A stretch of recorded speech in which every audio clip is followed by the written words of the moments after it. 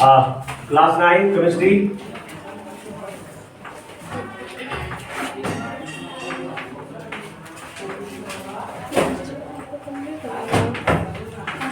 देखो चैप्टर कौन सा पढ़ा रहा है? Classes of matter, classes of matter. और किसी बुक में इसका नाम होगा is matter around us that is pure. हमारे आसपास जो सब्सटेंस है जो प्योर है, क्या प्योर है कि इम्प्योर है? प्योर में बार बार बता रहा हूं, प्योर में क्या होता है? शुद्ध। शुद्ध मतलब ये मत समझना कि इसमें लेटर फुटर है वो शुद्ध हो गया और जो लेटर फुटर है शुद्ध हो गया, ऐसा नहीं। शुद्ध मतलब क्या? Which is made up of same kind of atom and molecules, वो प्योर हो गया जिसमें कोई दूसरा चीज ना मिला हो, ठीक है। Different kind of atoms and molecule mix होकर बना हुआ है तो ये जगह impure in the language of chemistry, ठीक है। तो इसी में पढ़ रहे थे कि चैप्टर में सभी के बुक में अलग अलग नाम होगा बेटा। ये भारतीय वर्ग में क्लासेज ऑफ मैटर है, इस चाल में is matter around us pure होगा, और प्रदीप वाला किताब में और भी अलग अलग नाम होगा शायद, लेकिन मैटर से ही रिलेटेड होगा। मैटर के टाइप्स होगा, मैटर के ये होगा, है ना, क्लासिफिकेशन ऑफ मैटर होगा, ठीक है। पहला चैप्टर में मैटर इन आवर सराउंडिंग के सभी बुक में सेम ही नाम होगा, अंडरस्टैंड। अगला जो चैप्टर का नाम है एटम एंड मॉलिक्यूल्स, वो सभी बुक में सेम नाम होगा, ठीक है। एटॉमिक स्ट्रक्चर ये भी बहुत इंपॉर्टेंट चीज है। तो अभी हम पढ़ रहे थे टॉपिक सस्पेंशन, जो कि शायद बोर्ड में हटा दिया होगा, बोर्ड के अनुसार शायद हटा दिया होगा, लेकिन जानकारी के लिए तुम लोग रख लो। या होगा सस्पेंशन सिलेबस देख लेना, ये हटाया कि नहीं हटाया, काहे कि बहुत सारे टॉपिक हटा दिए गए हैं। सस्पेंशन, कोलाइड, है ना, सॉल्यूशन आगे लिखेंगे बेटा, सॉल्यूशन, सस्पेंशन और कोलाइड, है ना। तुमको उस दिन बताया था सस्पेंशन सॉल्यूशन के बारे में, जिसमें जो सॉलिड पार्टिकल है ये हमारी खुली आंखों से नहीं दिखता है। जैसे पानी और चीनी को मिला दो तो चीनी जब पूरा घुल जाएगा तो चीनी बाहर से नहीं दिखेगा, उसका पार्टिकल इतना छोटा हो जाता है, घुलकर इतना छोटा होता है, जब चीनी डालोगे तो दिखेगा, चम्मच से जब चीनी डालोगे तो दिखेगा ना, लेकिन जब घुल जाएगा तो उसका पार्टिकल पानी में नहीं आएगा, मतलब बहुत छोटा होता है, मिला के 10 नैनोमीटर से छोटा। और 1 नैनोमीटर में कितना होता है? 10 टू पावर 8 nm, nm मतलब नैनोमीटर, 10 टू पावर -9 मीटर को 1 नैनोमीटर कहते हैं, ठीक है। तो 10 नैनोमीटर से भी छोटा या 1 नैनोमीटर से भी अगर छोटा पार्टिकल हो जाए सॉल्वेंट में तो वो जाएगा सॉल्यूशन, है ना। और जब 10 मीटर से 100 नैनोमीटर के बीच में जब पार्टिकल्स रहे वो हो जाएगा तुम्हारा कोलाइड, और जिसमें सॉलिड पार्टिकल्स 100 नैनोमीटर से भी ज्यादा बड़ा हो, जो बाहर से हमको दिख जाए, है ना, वो जाएगा सस्पेंशन। सर ने कोई चीज लटका हुआ है तो सॉल्यूशन लिख दिया था बेटा, सॉल्वेंट लिख दिया था, सॉलिड लिख दिया था, एक्वा सॉल्यूशन लिख दिया था, नॉन एक्वा सॉल्यूशन लिख दिया, ट्रू सॉल्यूशन लिख रहे हो, ट्रू सॉल्यूशन तेजी में लिखेगा बेटा, true solution.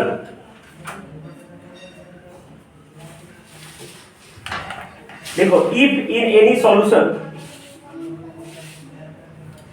if in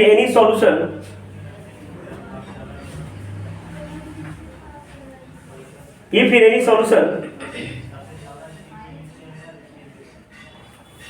the particles cannot be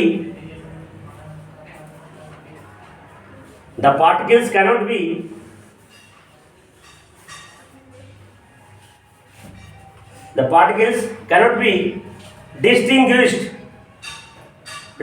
बने दोनों में अंदर भेद पता करना, दोनों में, है ना, भेद पता करना।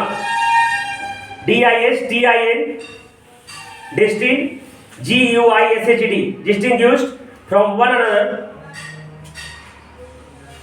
another even under a microscope. Distinguished from one another even under microscope. Microscope से भी देखने के बाद पता ना चले कि क्या सॉलिड पार्टिकल कहाँ है, क्या है, माने it means that the solid particle disappear में लुप्त होना, खत्म हो जाना, गायब हो जाना, understand. The solid particle disappear कहाँ हो जाता है बेटा? जैसे लिक्विड में जब घोल रहे हैं तो लिक्विड के पार्टिकल में जो जगह होता है उस पार्टिकल के जगह के बीच में घुस जाता है ना, माने it means that the solid particle disappear DISAPER, disappear माने विलुप्त हो जाना, disappear into the space between the particle of the solvent, disappear into the space between the particle of the solvent, between the particle of the solvent is called Particle of the solvent.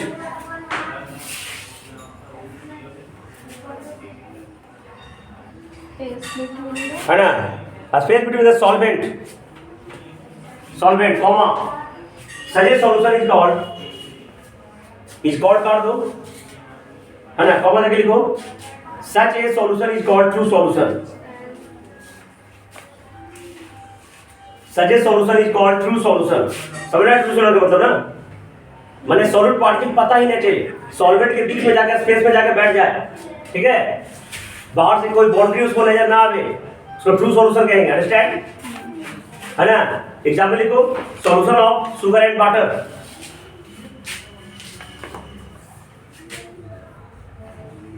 Solution of salt and water ETC, vinegar in water भी बोल लिख सकते हो, वाइनेगर, हम वाइनेगर पढ़ते हैं, कोई vinegar पढ़ता है। अब देखो properties of solution, properties of solution,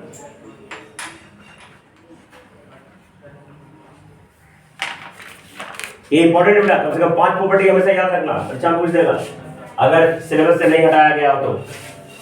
मैंने सॉल्यूशन का क्या गुण मैं एक तो बता ही दिया हूं, इसमें सॉल्ट पार्टिकल बहुत छोटा होते हैं, है ना। देखो प्रॉपर्टी ऑफ सॉल्यूशन, देखो सॉल्यूशन ये ट्रांसपेरेंट, सॉल्यूशन इज ट्रांसपेरेंट, याद रहा, याद रहा, जल्दी इसको रीडिंग चेक करके बताया तो कल कौन आ रहा है, कुछ नहीं आता है।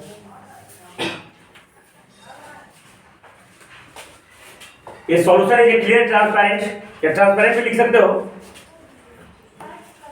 ट्रांसपेरेंट मतलब जिससे लाइट आर पार कर जाए, नहीं पता है, चश्मा जो पहन है ना उससे देखो लाइट आर पार कर जाता है, उसको ट्रांसपेरेंट कहते हैं, ये समझ आया। दूसरा देखो, जब नमक, पानी और चीनी घोल देते हैं तो चीनी सॉल्ट पार्टिकल्स है, चीनी क्या है बेटा, और पानी क्या है, सॉल्वेंट। हम शरबत घोल देने के बाद हम 3-4 घंटा छोड़ देंगे तो चीनी बॉटम में बैठ जाता है क्या, सीधा बॉटम में बैठ जाएगा, नहीं बैठेगा ना है। तो जब एक बार सॉल्यूशन घोल दिया तो जो सॉल्ट पार्टिकल, लेकिन ये मिट्टी और पानी रहेगा, उसको अगर 4-5 घंटा छोड़ देंगे तो मिट्टी अपने आप धीरे धीरे बैठ जाएगा। लेकिन सॉल्यूशन में जो सॉल्ट पार्टिकल्स होते हैं सेटल डाउन नहीं होते हैं जब उसको अनडिस्टर्ब छोड़ा जाता है ना। लिखो, in a solution the salt particle does not settle down, in a solution the salt particle does not settle down, a solid in a solution solid particle, solid में कब लिख दिया, सॉलिड को कौन लिखे बोला, इन ए सॉल्यूशन, अरे बोला सॉल्यूशन ये कोई लिखिए, दैट में कब से बोला, in a solution solid particles, in a solution comma solid particle does not settle down, solid particle does not settle down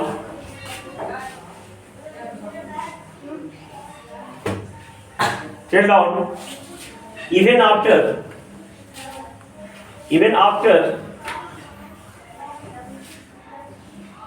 the solution is kept undisturbed, even after the solution is kept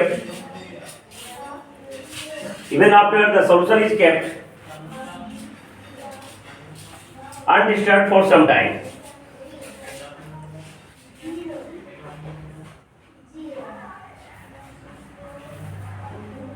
disturbed Kept undisturbed for some time. तीसरा लिखेगा, solution is homogeneous.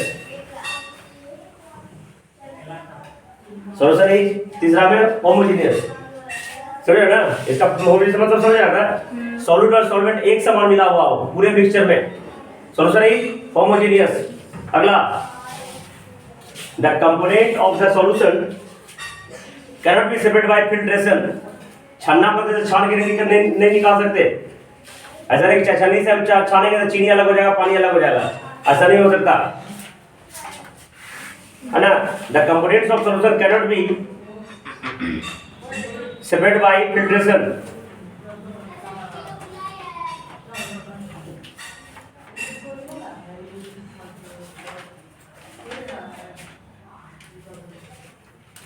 अगला, the diameter of the solid particles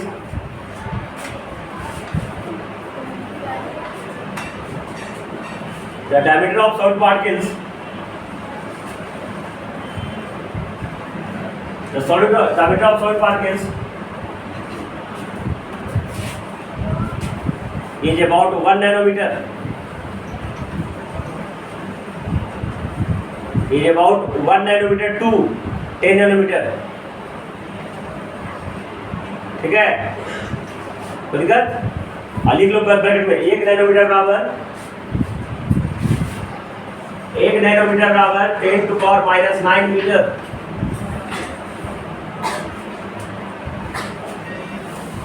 ठीक है, मैंने 1 भागा 1 पर 9 सुनना, कितना से भाग लगाना पड़ेगा। देखो टाइप्स ऑफ सॉल्यूशन पहले समझ लो क्या। देखो अभी तो मैंने बताया था सॉल्वेंट और सॉल्यूट के अनुसार सॉल्यूशन, अगर एक सॉल्वेंट एक सॉल्यूट उसको बाइनरी सॉल्यूशन कहते हैं। बाइनरी मैंने 2 कहा था ना, एक सॉल्वेंट 2 सॉल्यूट तो टर्शियरी सॉल्यूशन कहते हैं। एक सॉल्वेंट 3 सॉल्यूट तो क्वार्टरनरी सॉल्यूशन कहते हैं। According to number of solvent अलग अलग सॉल्यूशन होते हैं, मैं पढ़ा दिया, ये नहीं पढ़ना है। अब सॉलिड पार्टिकल जो है किस तरीका से घुलता है, कितना घुलता है ना, उसके अनुसार सॉल्यूशन 3 प्रकार के होते हैं। कितने प्रकार के होते हैं बेटा? किताब में पता नहीं, 2 दिया है कि 3 दिया है पता नहीं, तीनों दिया है बेटा, ठीक है ना। देखो अमाउंट ऑफ सॉल्वेंट के अनुसार, अमाउंट ऑफ सॉल्वेंट के अनुसार सॉल्यूशन 3 प्रकार के। देखो पहला सैचुरेटेड सॉल्यूशन, पहला अनसैचुरेटेड सॉल्यूशन बेटा, अनसैचुरेटेड कोई भी आगे लिख सकते हो। अनसैचुरेटेड सॉल्यूशन, समझना बेटा, सैचुरेटेड सॉल्यूशन, सुपर सैचुरेटेड समझ आ रहा है क्या? देखो कितनी थोड़ी समझ लो, 11 में टेस्ट पढ़ेगा पढ़ना है। देखो जैसे मान लिया जाए एक लड़की है, एक स्टूडेंट है ना, खाना खाएंगे जल्दी, ठीक है। अब खाना खाने में मान लीजिए इसको 3 रोटी चाहिए, अगर 3 रोटी मिल गया तो इसका पेट भर जाता है। 3 रोटी मिल गया इसका पेट, ठीक है। तो रात में खाने के लिए बैठी और इसको 1 रोटी मिला तो इसका मन पेट भरेगा? ये क्या हो गया? अनसैचुरेटेड कंडीशन हो जाएगा उसका, ठीक है। तो समझने में जितना चाहिए उतना से कम मिला, इसका मतलब अगर किसी सॉल्वेंट में जितना मैक्सिमम अमाउंट ऑफ सॉल्ट घुलना चाहिए उसे कम घुला, माने और घुल सकता है सॉल्वेंट, तो वो उससे सॉल्यूशन क्या कहेंगे? अनसैचुरेटेड सॉल्यूशन, असंतृप्त घोल, असंतृप्त। लेकिन इसको 3 रोटी चाहिए था, अब 3 रोटी मिल गया जी, अब मन और पेट दोनों भर गया, अब और इसको मन नहीं है, तो ये हो गया सैचुरेटेड कंडीशन हो गया उसके लिए। मतलब अगर देखो 100 ग्राम या देखो 100 ग्राम पानी है, उसमें मैक्सिमम बेटा 36 ग्राम नमक घुल सकता है। याद रखना, 100 ग्राम तो पानी लोगे, करके देखना एक्सपेरिमेंट घर पे।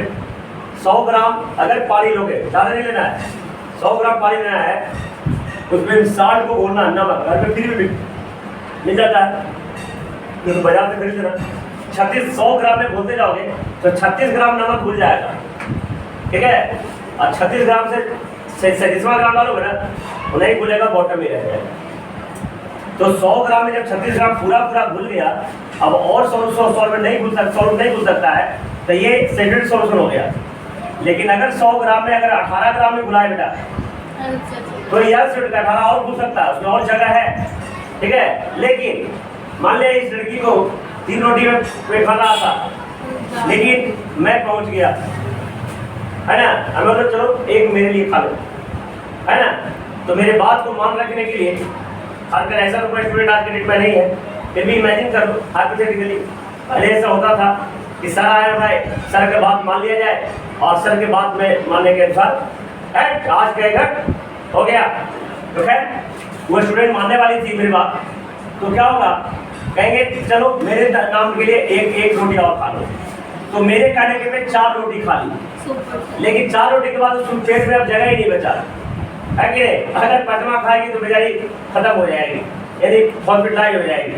तो ये जो 4 मैक्सिमम, कितना भी कोशिश करने के बाद मैक्सिमम जो 4 खा पाई, तो ये इसका सुपर सेटेड सोल्यूशन कंडीशन हो गया।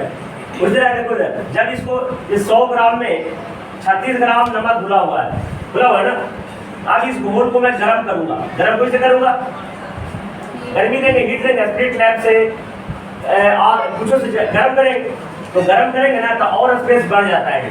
इसमें 38 ग्राम नमक घुल जाएगा। फिर कितना ग्राम घुल जाएगा, 38 ग्राम नमक उसी 100 ग्राम पानी में घुल जाएगा। लेकिन 38 ग्राम के बाद बेटा कितना भी तू गर्म करो उसके बाद और नमक, तो 100 ग्राम में 38 ग्राम का जो सोल्यूशन सॉल्वेंट कंडीशन हो गया, ये इसका सुपर सेटेड सोल्यूशन हो गया। ठीक है, तो सेटेड सोल्यूशन किसे बोलेंगे, समझ गया, जिसमें the solution in which more amount of salt can be dissolved, है ना। जैसे वैसा सॉल्यूशन और से अमाउंट ऑफ सॉल्ट घुल सकता है, उसे कहेंगे सैचुरेटेड। लेकिन सैचुरेटेड सॉल्यूशन क्या देंगे, एट कांस्टेंट टेंपरेचर, जब टेंपरेचर को फिक्स कर दिया जाए, then no more salt can be dissolved. No में नहीं, no more salt can be dissolved in the solution, then that is known as saturated solution, संतृप्त घोल। और फिर देखो, if we increase the heat, है ना, if we increase the temperature of the solution, if we increase the temperature of, then no more salt can be dissolved, no more salt part can dissolve in the solution, then that condition is known as super saturated। कितना भी temperature बढ़ा दे तो और solution नहीं घुल सकता, और salt particle नहीं घुल सकता है, मतलब उसके जब बस हो गया तो उसको कहेंगे सुपर सैचुरेटेड। टेम्परेचर बढ़ा दो चाहे प्रेशर बढ़ा दो, दो ही चीज में सॉल्यूट बढ़ेगा, टेम्परेचर से बढ़ेगा और प्रेशर से बढ़ेगा। ठीक है, तो कितना भी टेम्परेचर बढ़ा दो, प्रेशर बढ़ा दो, घटा दो, और भी मोर सॉल्ट का डिसॉल्व नहीं हो सकता है, उसे कहेंगे सुपर सैचुरेटेड। मेरे समझ में आ गया बेटा, लिखो amount of salt particles, amount of salt particle, type of solution, हाँ टाइप्स ऑफ सॉल्यूशन। देखो amount of salt particles, solution are of 3 types. इसको एन भी लिख लो जब नहीं तो सोल्ट समझ जाएगा। Amount of salt particles, solution are of 3 types. पहला अनसैचुरेटेड सॉल्यूशन, अनसैचुरेटेड सॉल्यूशन। दूसरा सैचुरेटेड सॉल्यूशन। तीसरा super saturated solution, super saturated solution.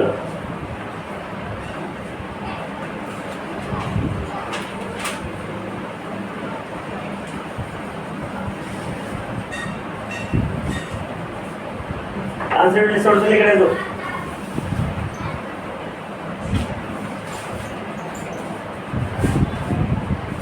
Unsaturated solution लिख रहे हो।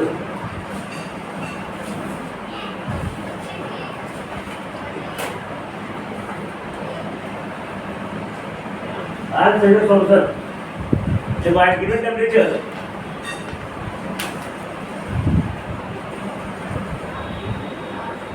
at given temperature,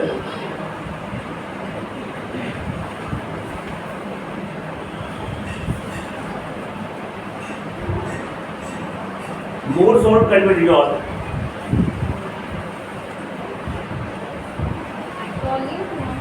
more solute at given temperature, more salt can be dissolved.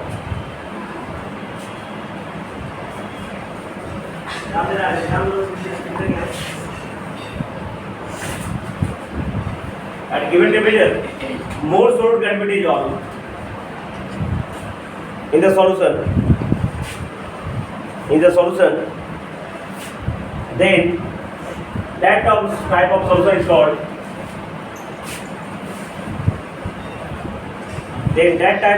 called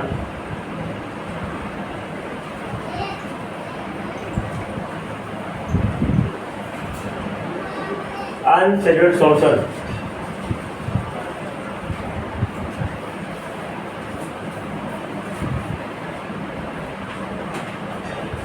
अब saturated solution लिखा जाए तो saturated solution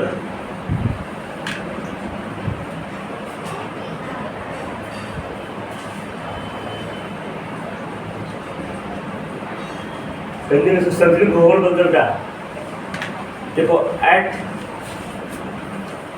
given temperature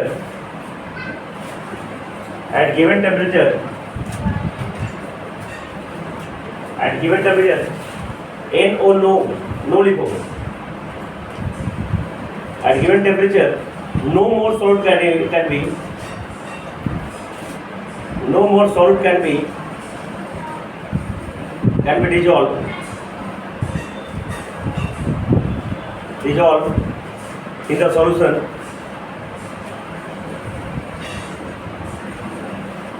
in the solution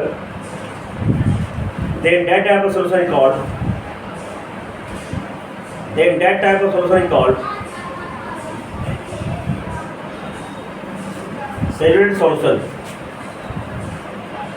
So it's called saturated solution. लिखेगा जितना लिखेगा super saturated solution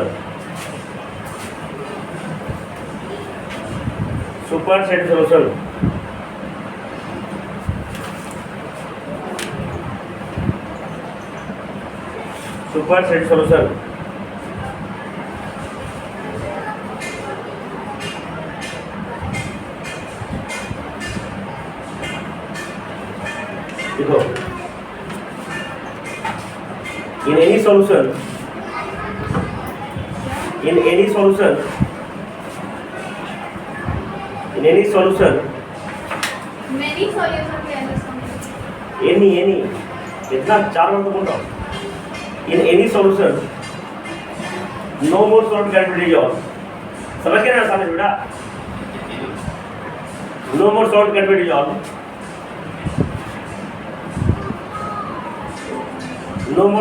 dissolved even after increase the temperature and pressure no more solid can be dissolved even after increase the temperature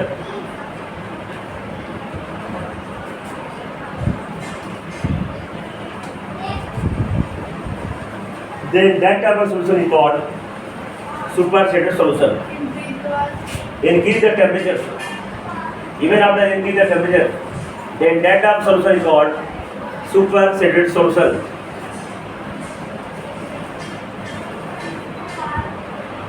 ये level का बहुत सारा चीज में बता दिया गया है लेवल से पढ़ाई क्या होगा जब माइंड में पढ़ा जाएगा तो लेवल में तुमको आसानी होगा समझने में तो नहीं पढ़ा देख रहे हो ना बच्चा छठा पढ़ाई पढ़ जाना वापस 9, 10 में 11, 12 का बहुत सारा चीज पढ़ना है 10th में पढ़ोगे ना 12th का आधा चीज 10th में ही पढ़ जाओगे अगर 10th भी मेरे से पढ़ाए हो तो बिना 12th पढ़े तो मैट्रिक में पास हो इंटर में पास हो सकते हो सब लोग पास हुआ मेरे पढ़ाए हुआ से क्योंकि 10th में सब 12th वाला सब नोट्स बनवा दिए थे हम टोटल चीज लाइट सब चीज ठीक है इसलिए सबसे बेहतर जो है हम आधा चीज उसका मैथमेटिक्स में देखो पहले ही बता दिए थे हम इस तरीका से ये 9, 10 को पूरा सीरियस रहना है नहीं सीरियस रहोगे है ना गेम खेलोगे है ना तो दिक्कत हो जाएगा भाई जो सहेली के साथ गेम खेल रहे हो तो सहेली तुम्हारी जिंदगी को बर्बाद कर देगा भाई बचोगे तो बचो नहीं बचोगे तो फिर हमको मत करना है कि नहीं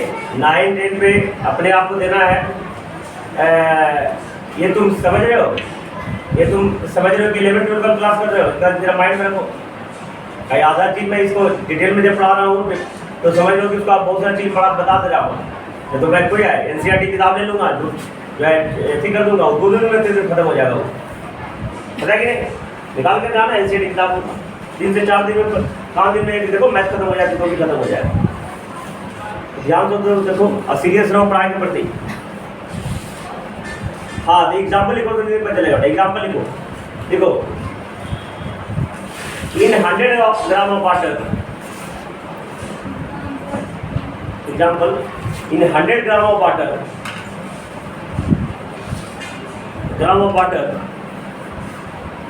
maximum 36 gram of sodium chloride, common salt, can be dissolved. In 100 gram of water, maximum 36 बड़े 50 लीटर लग रहा है. Maximum 36 gram of sodium chloride, regular common salt. जो क्लोराइड का स्पेलिंग गलत है, CHLORID. स्कूल का धंधा गड़बड़ी है. Common salt can be dissolved at room temperature. Room temperature मतलब 25 डिग्री सेंटीग्रेड. याद रखना है. रूम टेम्परेचर की चर्चा होगी तो कितना लेकर बनना है. Common salt can be dissolved at any room नहीं, at room temperature. Room temperature एक ही होता है. रेगुलर लिख लो ना, जरूर पड़ेगा. रूम टेम्परेचर मतलब 25 डिग्री सेंटीग्रेड. हाँ 25 डिग्री सेंटीग्रेड. और सेंटीग्रेड को केल्विन में बदलोगे तो कितना होगा. 273 जोड़ देंगे, 298 केल्विन. लिख लो 220 डिग्री सेंटीग्रेड और 298 केल्विन. आगे जाके 11 पढ़ोगे एनटीपी और एसटीपी. एसटीपी में normal temperature pressure 25 degree centigrade. NTP के फुल फॉर्म लिख लो ना. एनटीपी एसटीपी की चर्चा केमिस्ट्री में हमेशा होगी. एनटीपी में होता है नॉर्मल टेम्परेचर प्रेशर, एसटीपी में होता है स्टैंडर्ड टेम्परेचर प्रेशर. ठीक है बेटा. एनटीपी में नॉर्मल टेम्परेचर प्रेशर और एसटीपी में standard temperature pressure. Standard pressure होता है 1 atm बेटा. कितना 1 atm. 1 atm बराबर कितना होता है 10⁵ पास्कल्स. कितना होता है 10⁵ पास्कल. या 76 सेंटीमीटर ऑफ Hg, या 760 mm ऑफ Hg, या 760 टाउ. ये सब होता है 1 atm. 1 atm normal atmospheric pressure standard. और 0 डिग्री जो है 0 डिग्री सेंटीग्रेड को स्टैंडर्ड टेम्परेचर बोला जाता है ना. नॉर्मल में क्या हो गया 25 डिग्री सेंटीग्रेड. अच्छा ये हो गया 25 डिग्री सेंटीग्रेड तुम्हारा नॉर्मल टेम्परेचर हो गया बेटा एनटीपी पर. अब प्रेशर हो जाता है 1 atm बेटा. कितना होता है प्रेशर दोनों से मिलेंगे 1 atm. एक एटमॉस्फेरिक प्रेशर. एटी मतलब ये एटमॉस्फेयर है हम लोग शरीर पर या ऑब्जेक्ट पर प्रेशर डालता है ना, उसे कहते हैं एटीएम. और 1 atm पास्कल में मतलब कितना होगा 1 atm बराबर 1.01235 गुना 10⁵ पास्कल.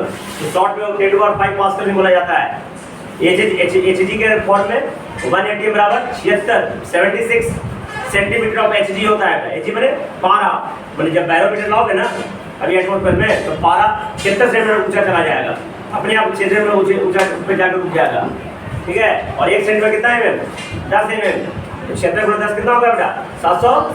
इसलिए 1 एटमॉस्फेयर बराबर 760 mm ऑफ mm माने मिलीमीटर ऑफ Hg. ठीक है लिखा ना. तो 100 ग्राम में मैक्सिमम कितना हो सकता है. लिखो 36 ग्राम ऑफ NaCl. ऐसे लिखो 36 ग्राम ऑफ NaCl. NaCl माने common salt in 100 gram water. मुझे पॉइंट तक लिखो NaCl sodium chloride. Common salt लिखो ना नहीं आता. NaCl 36 ग्राम ऑफ NaCl यानी salt. 36 gram of common salt. NaCl के ब्रैकेट में लिखो common salt. 36 gram of NaCl bracket में common salt in 100 gram of water. In 100 gram of water, each saturated solution. Each saturated solution. दूसरा लिखेगा दूसरा part बेटा. Less than 36 ग्राम. Example समझ में आ जाएगा. Less than 36 gram. 36 gram salt, common salt. There is 36 gram common salt in 100 gram water. In 100 gram of water, each unsaturated solution,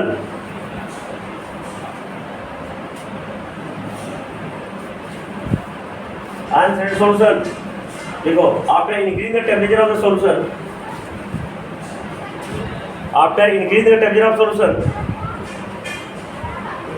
after increasing the temperature of solution, maximum 38 gram of common salt can be dissolved. After increase the temperature of solution, after increase the temperature of solution, maximum 38 gram of common salt can be dissolved in the solution. Maximum 38 gram of salt can be dissolved in the solution. Can be dissolved in the solution. After increasing the temperature of Maximum 38 gram of salt. Maximum 38 gram of salt can be dissolved in the solution. Then this solution is known as supersatured solution.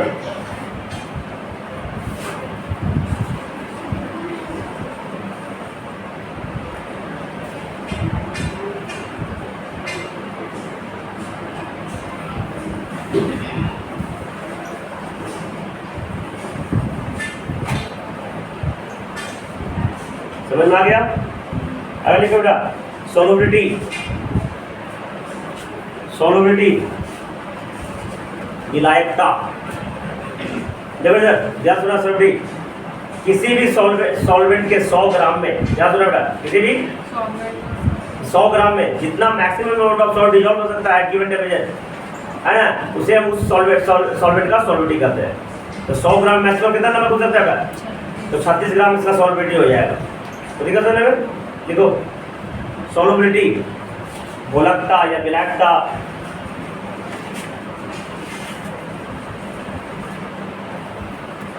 The maximum amount of solid, the maximum amount of solute, the maximum amount of solute can be dissolve, maximum amount of salt can be dissolved in the solution,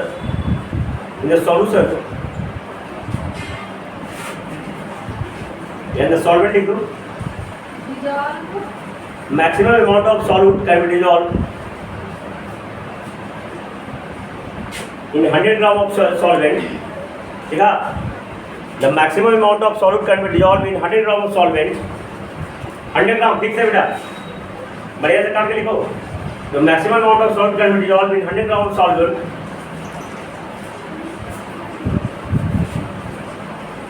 at any given temperature. At any given temperature. Any given temperature. At given की जगह room temperature कर दो बेटा, given काट दो, room temperature लिखो। At room temperature. at any room नहीं, at room temperature. temperature. नहीं, रूम में एक ही टेम्परेचर इरेक्शन लिख हो जाता है। At room temperature, to make the solution saturated, to make the solution saturated, so the saturate is called solidity. Solution Saturated.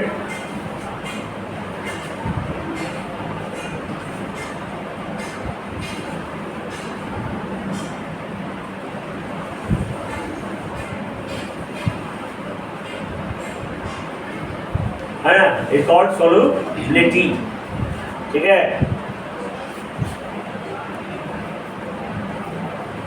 देख लो solubility का फॉर्मूला बेटा, सॉल्युबिलिटी बराबर मास ऑफ सॉल्यूट बटा मास ऑफ सॉल्वेंट गुणा 100। मास ऑफ सॉल्यूट बटा mass of solvent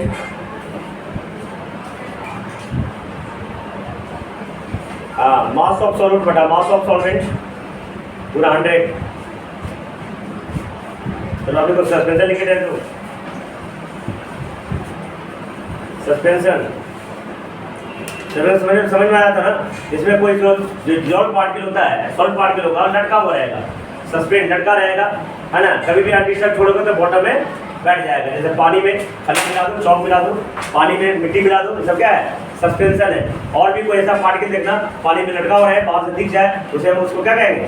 suspension कहते हैं। सबको लिखा है तो देखो, suspension is a heterogeneous mixture. Suspension is a heterogeneous mixture.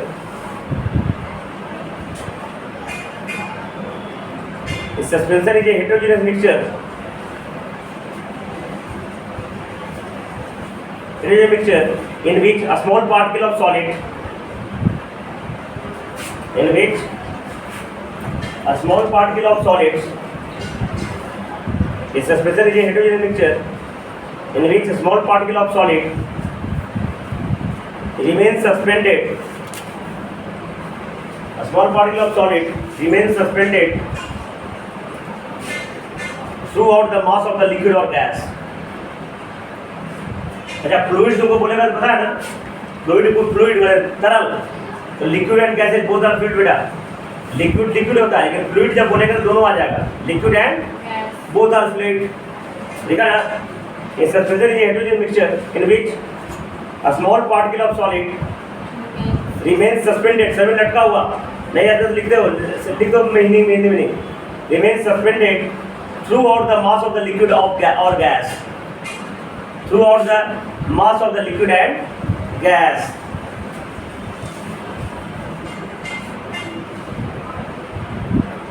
ये साइज ऑफ पार्टिकल पता है ना, 100 नैनोमीटर से ज्यादा होगा बेटा, सॉलिड पार्टिकल का।